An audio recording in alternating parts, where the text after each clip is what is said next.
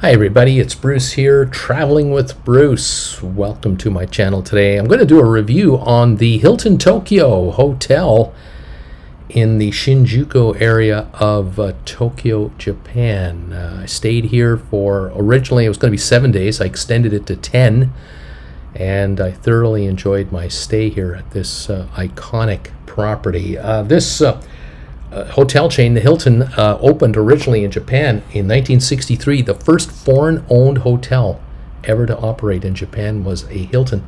This particular Hilton was opened in 1984 at this current location in Shinjuko, and it's 38 floors tall. The rooms go from the 8th floor to the 38th floor. There are 830 rooms, 124 suites, 3 restaurants, including the Marble Lounge, which you'll see just in the background, right in there where those lamps are back there.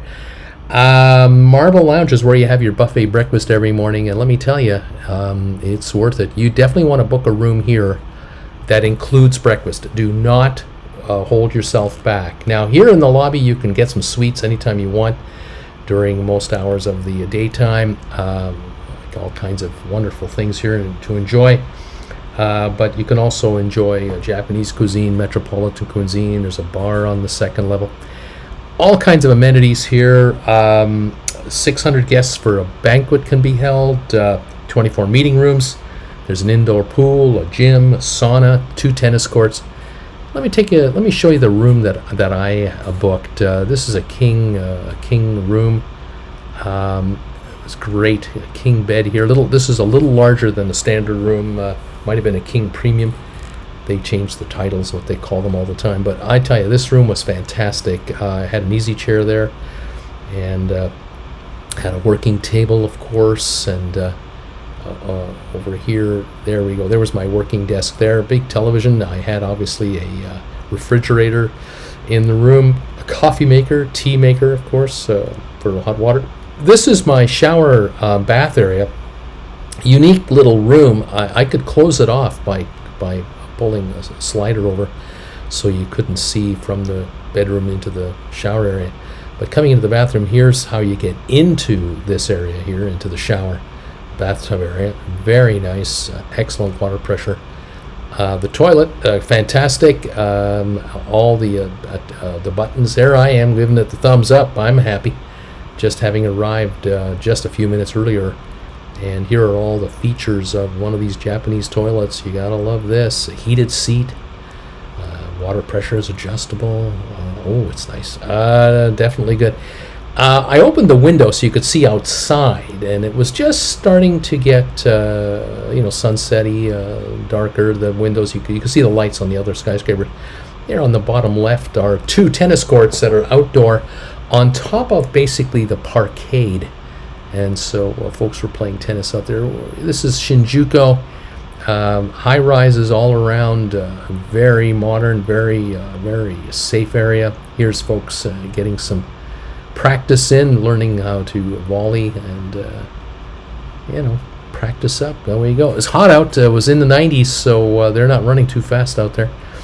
Very nice area, Shinjuko. Highly recommended. Easy to get to the subway system, the metro. Underground walkways connect it all, so you don't have to walk in the outside air all the time. But in the evenings, it's a wonderful place to go for a stroll. This is time lapse here of kind of a Monday. I think it was a shot on a Monday, a regular work day. So folks are coming and going here, working their ways all over. I took room 1524. No complaints. I was just off the main path here, the main hallway, which turned out to be rather interesting. Gave me a little extra room because the building is curved a little bit, and I was on one of the curves apparently, and so I had a little extra room for my accommodation rather than being in a rectangular type room. I was a little more of a triangular type room, I suppose. Very nice. The hotel is extremely quiet, extremely efficiently run. Room service, or I should say, the room attendant, very accommodating. Whatever you like, you want a full clean or partial clean, just let them know. They'll be more than happy to look after you. The elevator system is pretty cool. You push a button and one of the lights comes on one of the elevators telling you that I'm the next one for you. Here it is. Come on down here, and I'm ready. Come on downstairs. Here's the Marble Lounge. This is where you get breakfast every morning. You can have a buffet lunch, a buffet dinner, and I'll tell you, the buffet breakfast is worth it. Lots of room in here. Probably can hold 250 people down here, I would think, at any one time. I was just walking by this particular moment in time. I think this is an afternoon lunch time, and the folks were gathering up. A lot of families meet here, friends meet here, and of course guests. This here is a peek at the breakfast buffet. Excellent selection: smoked salmon, ham, all kinds of breads, cheese, good quality high-end cheese, toppings for your toast, all kinds of bread to choose from, of course your toaster here, and then you have other bread you can cut yourself. Fantastic pastries, here we go, croissants and turnovers and muffins and cookies, and oh, you have a sweet tooth, you're going to love this. Absolutely wonderful. Just around the corner here, yogurts, and over here we had smoothies and all kinds of other juices and drinks to enjoy. Strawberry milk smoothie, help yourself to as many as you like. Banana soy milk smoothie, very, very nice. The staff was excellent, and they kept this place absolutely spotless, just running it like a top. Room rates anywhere from about probably 200 US and up to 600-700, depending on the size of room and of course the time of the year. I went with Expedia.com, and I was quite happy with my room rate. Here we have waffles, pancakes, bacon, some Japanese treats here, Japanese food, boiled eggs, scrambled eggs, chicken sausage, pork sausage, bacon, even these wonderful Chinese dumplings. They're great. Much more. Those are the pork sausages, always consistently good. The bacon here, very good. Very good. They had an omelet station to make you an omelet right to order if you like, if you don't want to just have the scrambled eggs. They have miso soup, of course, and some Japanese delectables here for the morning. Rice in the cooker there. We have some fish every morning available. Grilled cod with saiko miso. This was delicious for breakfast. Oh my goodness, do the Japanese know what they're doing? Other mornings it would be red fish. It was very nice, different toppings. Over here you can see some fruits and vegetables and some salads, and we also had some cereals available here. I love the muesli. Every morning I got a bowl of muesli, and I had chunks of pear and some chunks of melon. And then this is one of my breakfast plates. I grabbed one of those Chinese dumplings there. I got some Emmentaler cheese there. Oh, I love that. The fruit and the smoked salmon. There's some of that red fish there. Very good. Underneath the hotel is a little shopping area, which is also then connected to the metro area. So you get used to this place very quickly. What I found worked for me was, because I would eat my breakfast at 8 or 9 in the morning, I wouldn't be hungry until 1 or 2 in the afternoon at the earliest. And generally what I did was, most days when I'm working on my YouTube channel, going out and about for seeing different parts of the city, I would come back and come down here from the metro, and I would stop on the way upstairs to the convenience store downstairs. And in the convenience store, if you've ever been to Tokyo, you know that convenience stores are completely different than in North America. You have sandwich selections and meal selections. You also have all kinds of what we call cup of soups, or romaine, kind of boil water and add to make a dish.